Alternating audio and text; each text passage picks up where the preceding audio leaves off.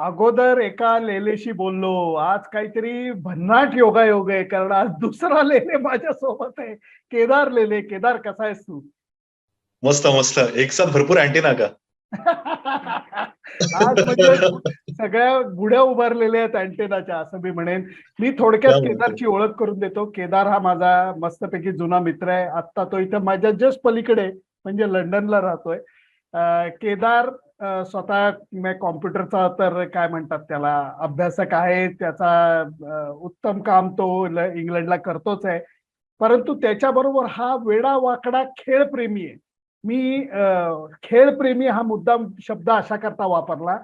क्रिकेटवरती नेहमीप्रमाणे आम्ही C plus blood ग्रुपचे वगैरे ते तर आहेच, परंतु याच्याबरोबर ह्याचा चेसचा अभ्यास अति प्रचंड आहे. आणि म्हणजे जसं मी कधीतरी सचिनशी बोलू शकतो, तसा हा विश्वनाथन आनंदची टुर्नामेंटच्या वेळेला संपर्क साधतो वगैरे, इतका त्याला चेसचा आहे.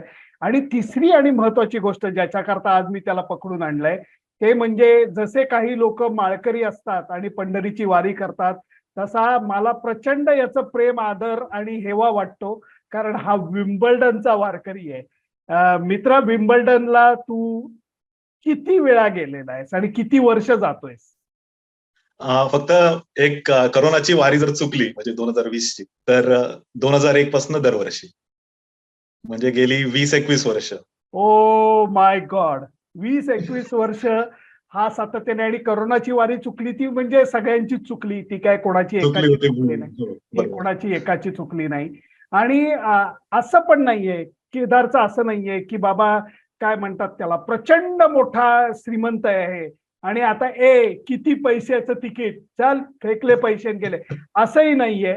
केदारचा अजून एक कौतुकाची गोष्ट आहे, म्हणजे ह्या सगळ्या गोष्टी त्यांनी या खेळाच्या प्रेमापोटी कष्टाने केलेल्या आहेत. त्यामुळे आज Thank you. तू बरोबर आहेस मित्रा, ते आपल्या एका लाडक्या विषयावरती, आणि ते म्हणजे रॉजर फेडरर. केदार, माहिती असतं आपल्याला की कधीतरी हा काय म्हणतात त्याला फुल स्टॉप येणार आहे, पण हा करेक्ट. पचवायला मला 5 दिवस लागले, तुला किती वेळ लागला? मला असं वाटलं की मी अजून ते पचवलं नाहीये, असं माझं मत आहे. कारण रॉजर फेडरर रिटायर होतोय ही संकल्पनाच काहीशी धक्कादायक आहे. आणि माझ्या शाळेतल्या आणखी अजून कितीतरी लेडीज पण असतील ज्या कॉलवर आहेत. तर माझ्या शाळेतल्या काही मैत्रिणी सांगितलंय की I would love to be Mrs Roger Federer.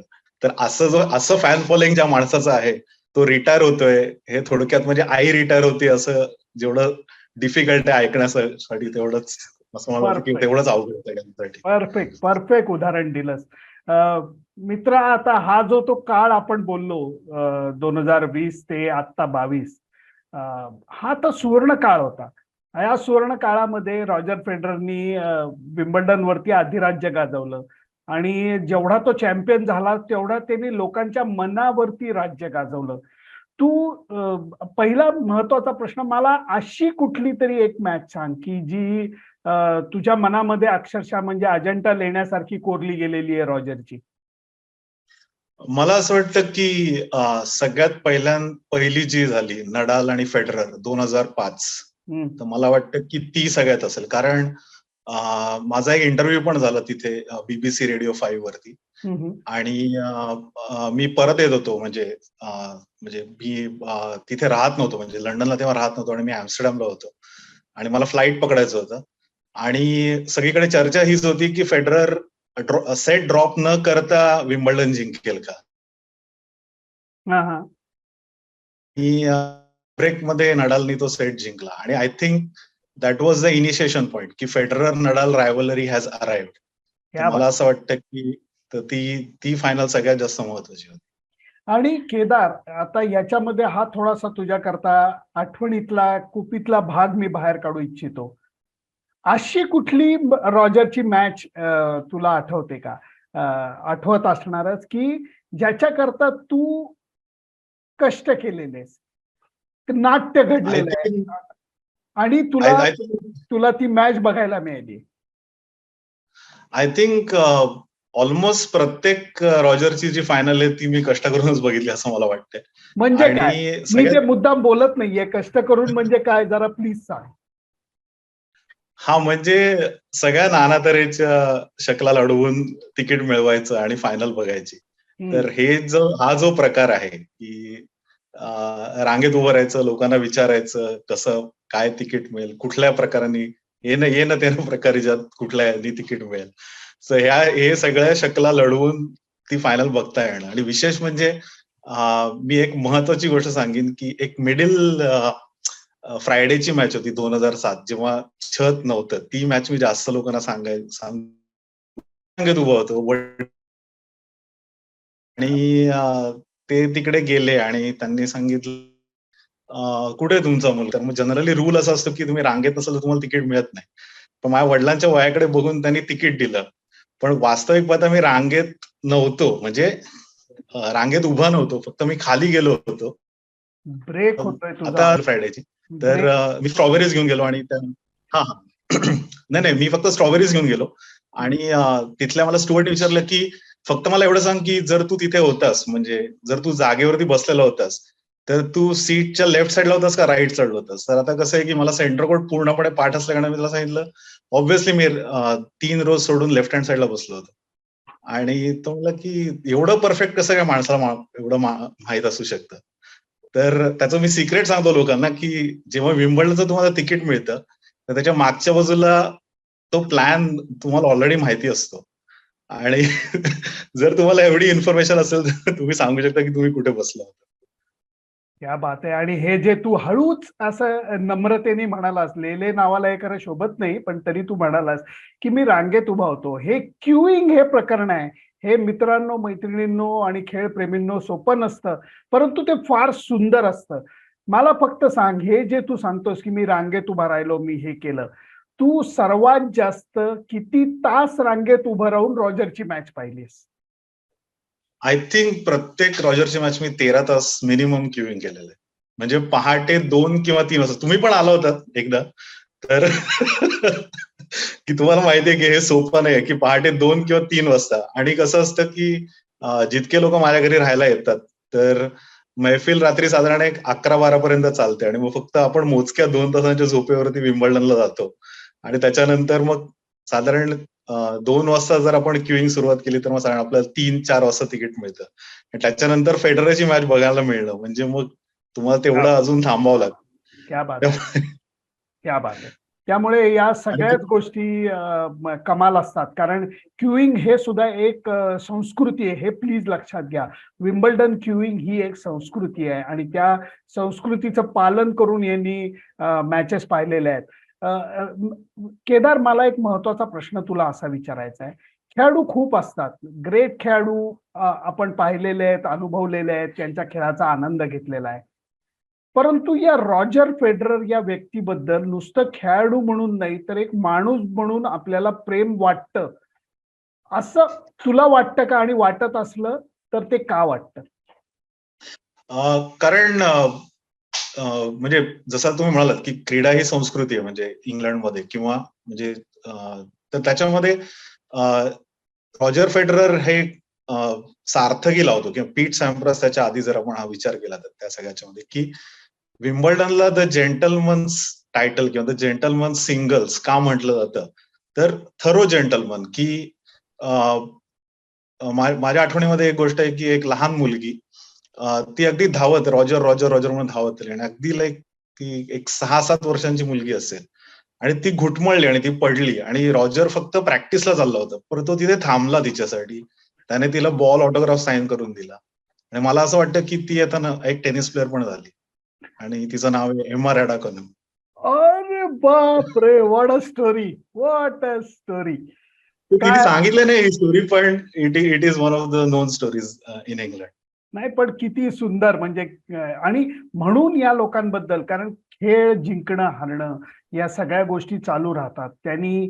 आणि आपण अशा एरियामध्ये खूप जण म्हणतात अरे जुन्या काळामध्ये होतं, अरे जुन्या काळामध्ये. आपण टेनिसच्या बाबतीत हे नक्की म्हणू शकतो केदार की रॉजर फेडरर, रफायल नादाल आणि नोवाक जोकोविच, म्हणजे 20, 21, 22 ही मी त्यांची वय सांगत नाहीये, तर त्यांनी grand slam, number of grand slam titles, म्हणजे ह्या गोष्टींच्या बाबतीत मी स्वतःला प्रचंड नशीबवान समजतो. तू स्वतःला किती नशीबवान समजतोस? मला असं वाटतं की एकतर सॅम्प्रासचं 14 सगळ्यात पहिल्यांदा बघायला मिळणं म्हणजे इट वॉज अ पीक. कारण जेव्हा मी बोर्गला आणि मॅकॅनरला बघितलं तोपर्यंत इट वॉज टू लेट. म्हणजे की बोर्गचे 11 आणि ते पण कसे आहेत की 5 आणि 6 म्हणजे 5 विम्बल्डन आणि 6 फ्रेंच एवढ्याच 11 झालेले. त्यामुळे त्या अशासारख्या लोकांना तिथे म्हणजे ऍज अन ऑडियन्स बघायला मिळलं फर्स्ट ऑफ ऑल. आणि त्याच्यानंतर सॅम्प्रासला 14 बघायला मिळलं आणि I think 2021-22 is like dream come true. म्हणजे त्याच्याहून जास्त अजून काही असू शकत नाही. आणि मला नाही वाटत की म्हणजे हे खूप अवघड आहे की 20, 21, 22 कुणालाही क्रॉस करणं. म्हणजे I think it's a landmark.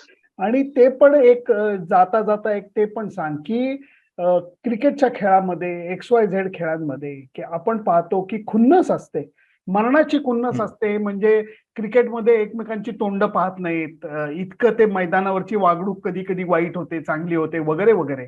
आज रफेल नादाल आणि रॉजर फेडरर हे जानी दोस्त आहेत. म्हणजे त्यांची मैदानावरची रायव्हलरी ही तर आपण डोळ्याचं पारडं फिटस्तोपर्यंत बघितली, परंतु यांचं मैदानाबाहेरचं बिहेवियर, अपोनंटच्या बाबतीत हारल्यानंतर सुद्धा जो ग्रेस त्यांच्या वागणुकीत दिसतो, तो मोह पाडतो नाही का रे आपल्याला? कारण मला असं वाटतं की साधारण एक खुनची वृत्ती साधारण एक 2007-8 पर्यंत होती. म्हणजे लाईक की पण मला असं वाटतं की अगेन दॅट जेंटलमॅन्स फॅक्टर जो टेनिसमध्ये जो आपल्याला बघायला मिळतो. आणि कसं आहे की ही 1-to-1 रायव्हलरी असते आणि day in day out you are playing the same opponent. त्यामुळे मग असं होतं की तुम्ही यू स्टार्ट टू लाईक की यू स्टार्ट टू अप्रिशिएट. आणि अजून एक किस्सा मला आठवतो की 2009 ऑस्ट्रेलियन ओपन जो विम्बल्डनशी निगडीत नाहीये पण रॉजरशी आहे. तर मला असं वाटतं की लोकांना एक प्रश्न होता म्हणजे तर मला 2 किस्से ते सांगायचे वाटतात. तर त्याच्यामध्ये एक म्हणजे तो नडालची जी रायव्हलरी आहे तो. तर साधारण 2008 विम्बल्डन फायनल नंतर ही रायव्हलरी साधारण मैत्रीमध्ये बदलायला लागली त्यांच्यामध्ये. कारण डे इन डे आउट तुम्ही दिवस रात्र एकाच ऑपोनंट बरोबर इतकं जास्त टेनिस खेळायला लागल्यानंतर तुम्हाला त्यांची स्टाईल पण आवडायला लागते की you start to get use to. त्याच्यामध्ये मी मध्ये एक फोटो टाकला होता ज्याच्यामध्ये 2 पासिंग शॉट होते 2008च्या फायनलमध्ये. तर एक Nadal was at match point आणि second was Federer traditional backhand जो he saved the match point. तर then you start to appreciate की yes you are of that calibre. तर तेव्हा आय थिंक ती रायव्हलरी मैत्रीमध्ये बदलायला सुरुवात झाली. आणि 2009 जेव्हा फेडररच्या डोळ्यातनं अश्रू आले ऑस्ट्रेलियन ओपन हरल्यानंतर नडाल बरोबर. तर बऱ्याच जणांना हा प्रश्न पडला होता की आणि मी पण याचं उत्तर शोधायचा खूप प्रयत्न केला की नक्की काय झालं. तर जेव्हा लेव्हर कप खेळायला लागला तेव्हा रॉड लेव्हरने असं सांगितलं की he was trying to imitate me after 40 years. आणि त्याचं स्वप्नभंग ऑस्ट्रेलियन ओपनलाच झालं. त्यामुळे फेडरर एवढं दुःख कोणाला झालं नसेल, पण नडालला पण वाईट वाटलं की हे स्वप्नभंग मी केलंय. आणि आय थिंक तिथून त्याच्या भेटीला सुरुवात झाली की you start to appreciate your opponent. That is the reason की बऱ्याच जणांना हा प्रश्न होता की फेडररच्या डोळ्यात अश्रू का आले 2009 ऑस्ट्रेलियन फायनल नंतर. तर आज मी ते सिक्रेट रिव्हील करतोय. सुंदर सुंदर. आणि म्हणून केदारची सुरुवातीला ओळख मी का करून दिली की हा नुसताच हे नाही, क्रिकेट आणि चेसचा नाही तर टेनिसचा सुद्धा प्रेमी आहे.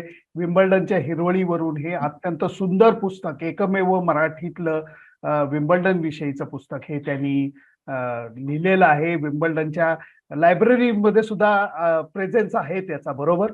मला एक महत्वाची गोष्ट सांगायची की त्याची प्रस्तावना सरांनी स्वतः लिहिलेली आहे. Any time. पण हे हे खेळ आपल्याला जवळ आणतं. आणि आज केदार मस्त वाटलं तुझ्याशी गप्पा मारून, कारण या काय काय अँगल्स जे आहेत ना, हे आम्ही लांबनं बसून टीव्हीत बसून नाही सांगू शकत. आम्ही 1-2दाच तिथे गेलोय आणि तरी कृतकृत्य झालेलो आहे. तू गेले 20 वर्ष तिथे जातोयस, तेवढ्याच प्रेमाने तेवढ्याच उत्साहाने जातोयस. त्यामुळे मस्त वाटलं तुझ्याशी गप्पा मारून आणि मनापासून धन्यवाद. आणि आई रिटायर होते हा जो तू शब्द वापरलास तोही माझ्या मनातला शब्द आहे, त्यामुळे योग्य वर्णन केलंस.